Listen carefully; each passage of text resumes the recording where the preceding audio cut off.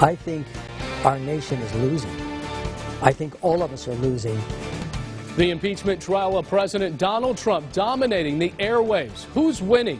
An insight to how Trump's dream team of lawyers will defend him. Former federal U.S. District Judge Oliver Wanger joins me in studio. And honestly, this is a hill for me to die on. From cannabis to no guns allowed in City Hall to new guns for the entire police department. A rare sit-down and candid conversation with Fresno Police Chief Andy Hall. And our panel, in place, everything from Fresno County being sued by a registered sex offender to Fresno Unified embroiled in a new curriculum controversy. It's all on KC24, Sunday Morning Matters. Now, from KC24, your local election headquarters, with your host, Alexan Balakian. This is Sunday Morning Matters.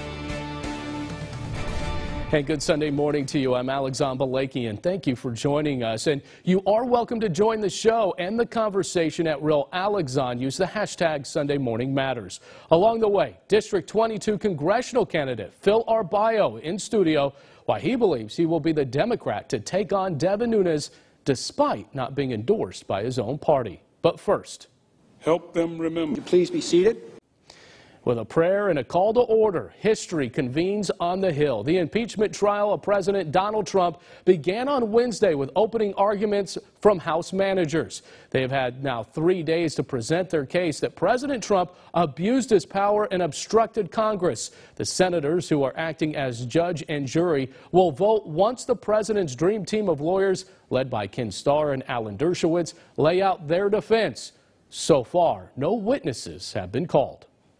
So once again, we call on this man right here, former federal U.S. District Judge Oliver Wanger, appointed by George H.W. Bush, to give us the insight to this historical battle playing out in our living rooms. How are you, sir? Welcome back. Good to see you, Yes, and yes. thank you. Yes. Let me start with this. The man armed with the gavel, Chief Justice of the United States, John Roberts. Less than an hour into the proceedings here in the Senate, he admonished both House managers and the President's counsel. How important will his comments be, as that was the first time we heard from him as things were starting to proceed? And what he did was called an admonition. He admonished both the Democrat who was speaking and the Republican, Cipollone, who responded. Let's have some integrity and let's have some respect for each other. We're not hearing that. But what is most interesting, and what most people don't know, is that the United States Supreme Court has already decided over 100 years ago that although this is called a trial, there's nothing judicial about it. This is strictly political.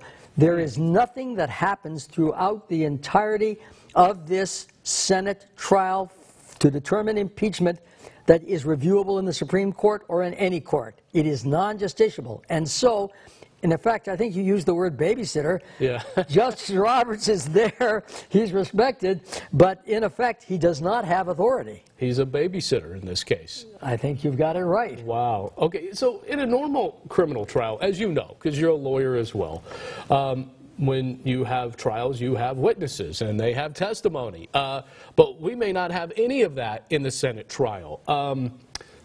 No John Bolton, no Mick Mulvaney, Rudy Giuliani, Hunter or Joe Biden, whatever witnesses that we may all be talking about, we may never hear from them. What do we make of that?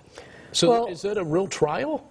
The answer is, it is certainly not a judicial trial. It is called a trial, quite frankly, relative to the Constitution and the historical work of the Senate. But what is the consequence of not having witnesses?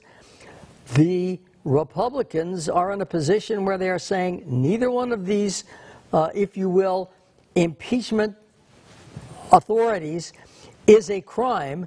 The so-called abuse of power is not a crime per se. It isn't bribery. It isn't treason. It isn't a high crime or a misdemeanor.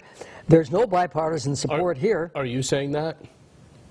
Are you saying that abuse of power is not an impeachable offense? No, you asked me what they were doing. Right. That is the Republican defense here. I'm just making sure. I take no sides. Right. I am not political, and I'm only going to follow the law, as I have always done. Right. So absolutely. So because I think a lot of people are saying to themselves, if you're watching this on television unfold, a third of the Senate Republicans are not even showing up when House managers Adam Schiff, Jerry Nadler, and the rest of the House managers are laying out their case against the president. What should we make of that? Well, what we make of that is simple.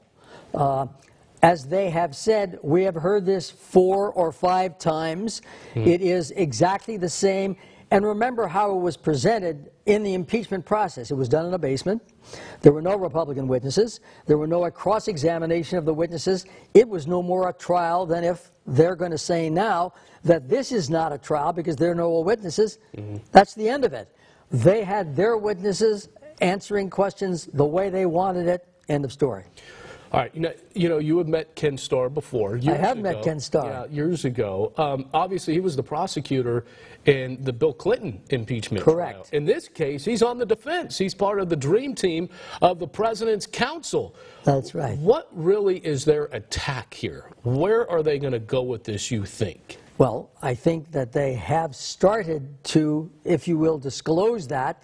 They say there is no crime, no high crime, misdemeanor, no, if you will, recognized constitutional error in terms of being criminal. And so they're going to show that there was no bipartisan, no cooperation between the two parties, that it is nothing but politics overwhelmingly, and that is the answer. And I will say that I had the honor of meeting Ken Starr when I was at federal judge school in Washington, D.C. We met on a boat, and at that time he was the Solicitor General of the United States.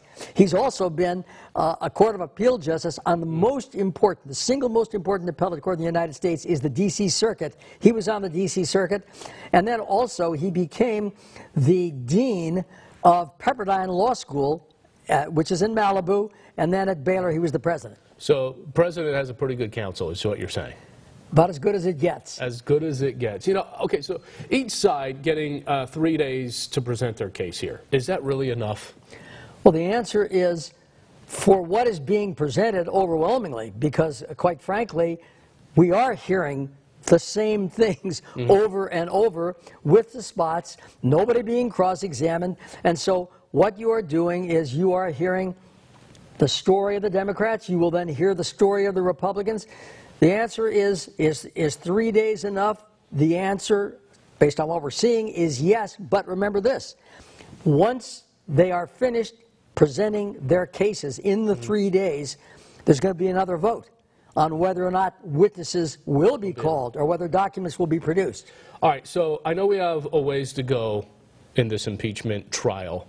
And I'm going to use that term loosely here because yes, it's not a real trial. It's not a real trial. So, right.